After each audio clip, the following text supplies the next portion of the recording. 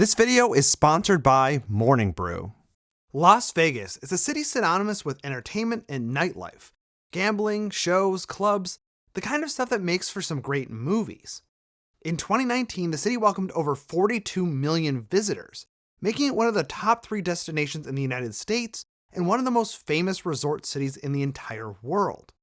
I had never been to Las Vegas before making this video, and I was fascinated by this extremely unique city. I mean, where else can you visit the Eiffel Tower and Venice's gondolas along the same street? But as I visited more of this city, both on the Las Vegas Strip and off, I couldn't help but have questions like, why is Las Vegas the nation's biggest gambling city? How did it get this way? And why did it happen in this patch of the Mojave Desert? Let's uncover the reasons Vegas is Vegas after the bike bell.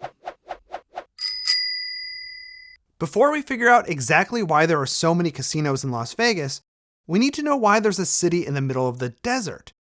Deserts aren't usually ideal locations for cities, given that most people need water and don't enjoy heat stroke. I mean, Las Vegas is a mere 2-hour drive from Death Valley, one of the hottest places on Earth. To answer this question, we need to go back in time.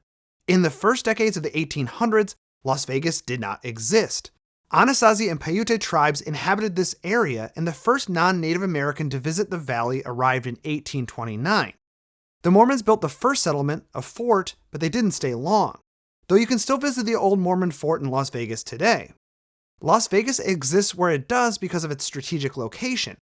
It's about halfway between Salt Lake City and Los Angeles, 2 important cities in the western United States at the time. Las Vegas was a bit of an oasis in the Mojave with access to fresh water.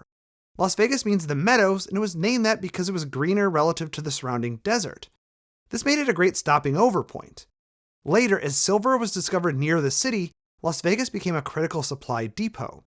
The railroads connecting Salt Lake City and Los Angeles also went through Vegas, and all of that silver from the mines was shipped through the city. Supplies for the mines and the miners headed in the other direction. By 1920, Las Vegas was a thriving small community of about 2,000 people. Nobody at this time thought the city was going to be a massive global tourist destination. A few forward-thinking boosters thought it could eventually resemble a resort town like Palm Springs, because it was sunny and warm all the time. The city's big break came in the Great Depression, when the federal government decided to invest in western dams to provide cheap water and power to growing Sunbelt cities. As it turned out, the biggest and most famous dam in the United States would be built about 30 miles or 48 kilometers from Las Vegas. It was the Hoover Dam. The dam initially felt like a setback. The federal government opted to construct an entirely new city called Boulder City to house the dam's workforce instead of building housing in Las Vegas. But again, Las Vegas would serve as an important supply depot for the massive project, which would be the largest dam in the world when it was finished, and create the largest reservoir in the US. The project didn't just bring jobs, it also created a tourist attraction. Soon after the workers completed the dam, visitors poured in to see this new world wonder. 75% of them also visited Las Vegas. The city had been steadily building up its own attractions, first aimed at lure construction workers and later tourists. It had clubs, a red light district, and casinos.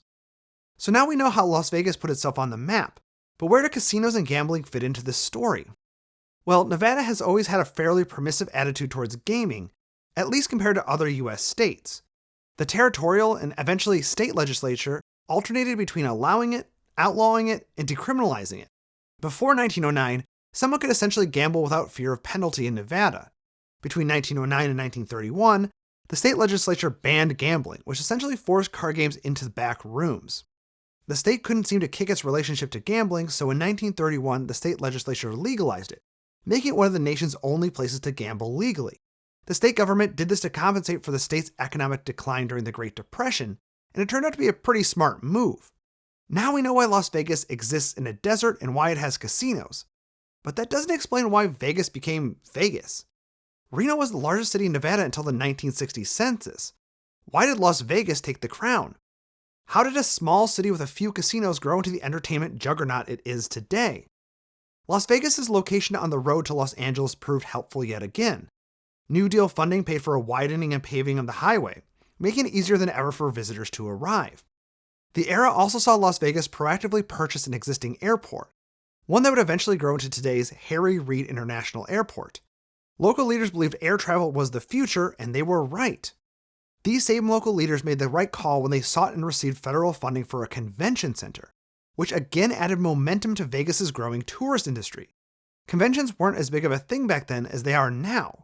Today it's a $330 billion industry in the US. Las Vegas got into the industry early and established itself as a popular destination, rivaling larger cities like Chicago and New York. Las Vegas had the right idea with air travel and conventions, and they were also ahead of the game on divorce. You might associate Las Vegas with weddings, but they have you covered on both ends of the relationship. In 1931, the same year the Nevada legislature passed its gambling legalization law, it also passed an extremely permissive divorce law. Residency requirements were reduced from 6 months to 6 weeks, and the wannabe divorcees didn't have to prove adultery or abandonment. Clark Gable took Nevada up on the law, and his divorce to Rhea Langham in Las Vegas made national news and put the city in the spotlight. Soon, would-be divorcees came to the city to get their divorce where Clark Gable did, and divorce ranches sprung up. One member of the couple, usually the woman, would take up residence for 6 weeks and enjoy a sunny vacation, culminating in a divorce. By 1945, Nevada was granting more divorces than the state of New York, despite the huge difference in total populations. While the 1930s were all about dams and divorce, the 1940s in Vegas were all about the military. The United States entered World War II in 1941, and the city added 2 new military installations, what are known today as Creech Air Force Base and Nellis Air Force Base. These new bases and industries added tens of thousands of military personnel and their families to the area.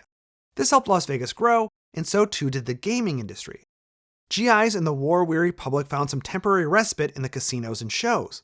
After the war, the idea of large-scale, resort-style casinos became the fashion. In the early days, casinos were primarily clustered in downtown Las Vegas, near Fremont Street. Today, there's still a large group of casinos there. But these larger resort casinos found the land they needed on the highway to Los Angeles, in unincorporated Clark County, Nevada. The city of Las Vegas was never aggressive enough about annexing land around it, unlike other Sunbelt cities like Phoenix and Albuquerque, and as a result, most of the casino gambling is outside of Las Vegas proper. Casino owners also resisted annexation, afraid of higher taxes and more regulation. The first luxury hotel on the Strip was the Flamingo, opened in 1946 by the famous mobster Bugsy Siegel. The Flamingo was followed by the Sahara and the Sands in 1952, the Riviera and the Dunes in 1955, and the Tropicana in 1957. Other famous casinos like the Hacienda, the Stardust, Caesar's Palace, Circus, and the MGM Grand would bring us to the 70s. These golden years cemented Las Vegas as the place to be. It was the era of Elvis, Frank Sinatra, and Liberace. These new large-scale resorts did more than just bring in big-name talent. They created an agglomeration economy around tourism. All of those casino hotels created a specialized workforce. Hotel management, casino dealers, entertainers, and food and beverage vendors are all numerous in the Las Vegas area.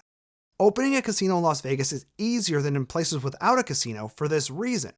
The city can outcompete other casino resort cities, and currently does. And Las Vegas continues to reinvent itself as times and tastes change. Many of those casinos I just listed no longer exist, or have been substantially renovated. The Sands was demolished to make way for the Venetian. The Hacienda made way for the Mandalay Bay. The Stardust was imploded in 2007. The new resort casinos like the Bellagio, Palazzo, and Encore aimed at attracting higher income travelers who preferred spas, fine dining, and luxury retail outlets. Las Vegas has had an improbable rise from the Mormon fort to the Sin City. The outcome was never certain, but the city and its leaders were able to cash in on some early advantages, like proximity to Los Angeles, federal New Deal financing, warm weather, and early resort casino success. Today, Las Vegas owns its Sin City reputation and shows no signs of slowing down. The pandemic has been a bump in the road, but already visitor numbers are rebounding. If you want to keep up on Las Vegas's continued rise, I'd recommend checking out a news source like Morning Brew. I've been subscribed to the Morning Brew newsletter for a while now. It's one of my absolute favorite newsletters, and I'm thrilled they want to sponsor this channel. If you didn't know, Morning Brew is a free daily newsletter. It gets you up to date on business, finance, tech, and other news in 5 minutes and provides a fantastic survey of the most important issues while being irreverent and informative. And I'll say it again, it's completely free. Here's a taste of what I've learned from Morning Brew recently. The Nintendo Switch is the king of the consoles for a third straight holiday season. There are still 90 container ships waiting to be unloaded in LA. And Starbucks workers are unionizing in Buffalo. It's even got crosswords, which makes it the price of admission in my mind. And the price of admission, of course, is free. It's basically a mix of the news I'm exactly interested in and the stuff I didn't know I wanted to know about. Morning Brew is one of the few emails I actually open. So this one is a complete no-brainer. It's free and takes less than 15 seconds to subscribe. You're getting a fantastic newsletter you'll actually love, and you'll be supporting this channel too. It's a win-win, so go check it out. Click on the link in the description.